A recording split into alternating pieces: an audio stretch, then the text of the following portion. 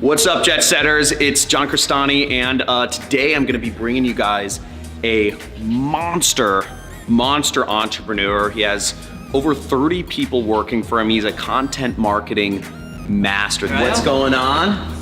Dude, good to see you, man. Thanks for coming by. Eric Sue. This place is amazing. Yeah.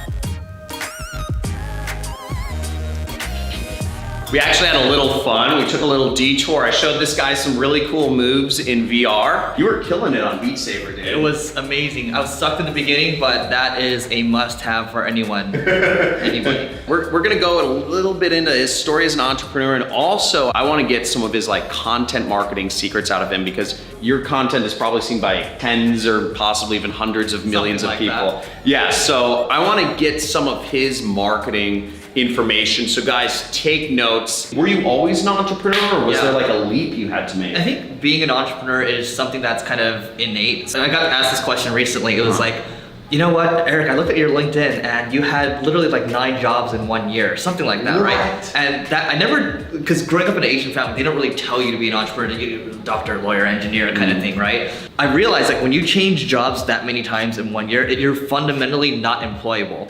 Because for me, I kept changing jobs not because I was getting fired, but because I was always looking for the next big opportunity. So I think in life as an entrepreneur, as long as you're chasing the next big opportunity, that's probably a signal that you are set to be an entrepreneur. What was that point that brought you over the edge from just having it be like a side thing to like the beginning of where you are now? I think I can probably call myself the unconventional entrepreneur, because I've started a bunch of things, like there's this magic e-commerce site, there's like the senior living business, all these things that frankly they failed, right? But I was working at a company called Treehouse. I was leading their marketing in the past. They're now like $100 million company. It's a big company, yeah. Online education. My podcast co-host right now, he was one of the advisors to the company, and he said, why don't you come help this company, Single Brain?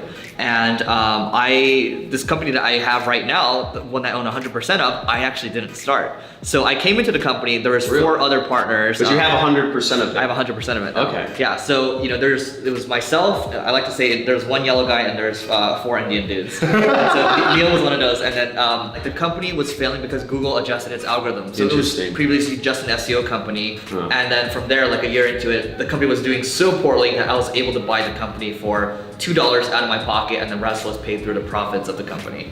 Wow, so you basically came into the company as COO or director or something. Number 2, yeah. You number 2, and then you ended up buying the rest of the company, and it sounds like you negotiated a pretty good deal for yourself. Yeah, I don't think I'm a really good negotiator, but I think this is a pretty good deal, because everyone else was saying, get out, get out. Neil was like, the company is worth nothing right now, that has no brand equity, you should get out. And I was like, man, you know what?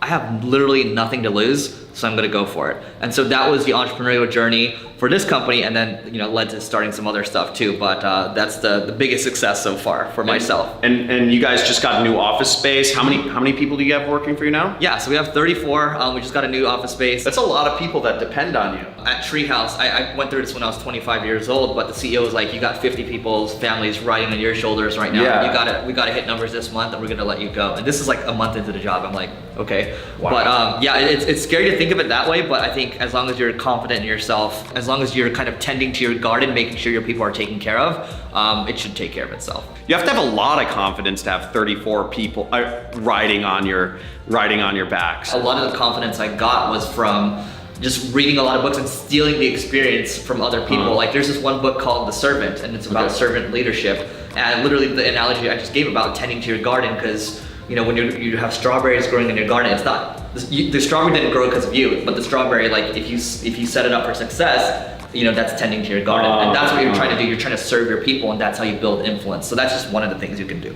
If you could say real quick, like few sentences, what is content marketing and what are some of your tricks to it? Content marketing is just, you're building a brand, whether it's through how John does it through YouTube, for example, or you're creating content through blog content, audio content, whatever it is. You're trying to teach people, and then by teaching people, you're building a relationship with them, and they're coming to you eventually to buy whatever products or services that you have. And through content marketing, you want to talk about the reach, right?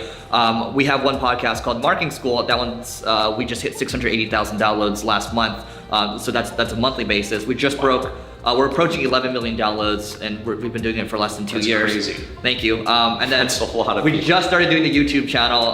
That's kind of slowly growing, and then when I first joined Single Grain, the site was getting about 4,000 visits a month. Now we're approaching about 115,000. But what my point of telling you all this is not to brag. Sure, we're reaching millions of people yearly and maybe even monthly too. But the thing is, even with John too, is just all this entrepreneur stuff, all this marketing stuff, whatever it is, it just takes a lot of time to start ramping. And I'm happy to share more stories around that. But content marketing has gotten us clients like Uber, Amazon, Lyft, Salesforce, Nordstrom, and we are building out an outbound team right now, but everything we've gotten so far is all inbound. To somebody who is trying to create an inbound marketing strategy where people are finding information about them, what would be one big tip for somebody who's looking to get started? There is a difference between when people are writing news content all the time, and there's a difference between evergreen content. So you can say news content or temporal content where you're just writing about a trend, right? So-and-so did something. Like Stormy Daniels or Iran or North Korea, Stuff like that, right? It's very kind of,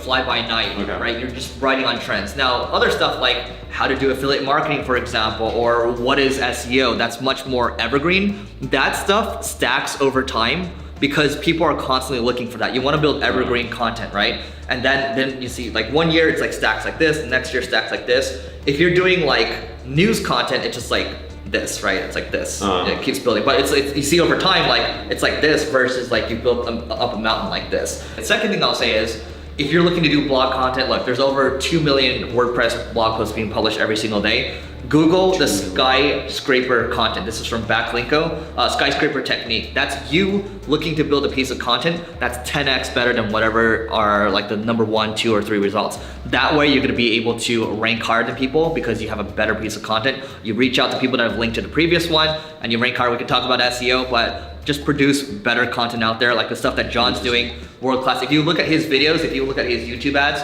they stand out. I literally watched the whole ad. You watched the whole ad? Yeah, I watched multiple of his stuff. It's freaking amazing, right? But that's what it takes. You gotta like put in the work. And I mean, John, this is kind of a question for you. You spend a lot more time on your videos than the normal person would, right? Yeah. So we've spent. We actually shot a new ad last weekend. We went up to Lightning in a Bottle, and we spent 2 full days filming an ad. It wasn't any of this selfie stuff. We spent 2 full days filming the ad. But even before that, I scripted it out. It took me time to come up with the idea, to script it out. I had to figure out what shots we were gonna get. I made sure we had a drone and multiple cameras. And it's gonna spend a few weeks in editing, and back and forth until I actually release my ad. So, I think about it a lot. Yeah. That's an example, yeah. You're the freaking man. Subscribe to this guy's channel. I'm gonna post some links below this video. I wanna leave you guys with a question for those of you who've made it to the end of the video. And first comment is going to get a free giveaway. Do you want to see me bring in more of my entrepreneur friends to talk about how they made the leap? Is that good, or do you just want to go into the tactics that they do? Which do you prefer? Comment below. First comment's gonna get free giveaway. Guys, subscribe to this guy's channel. Hit the subscribe button for mine. I put a link to his. There's a button. Hit that bell. Hit that bell. Pop, pop, pop. And guys, I will check you out in the next video. Peace. What is it? The move? Boom.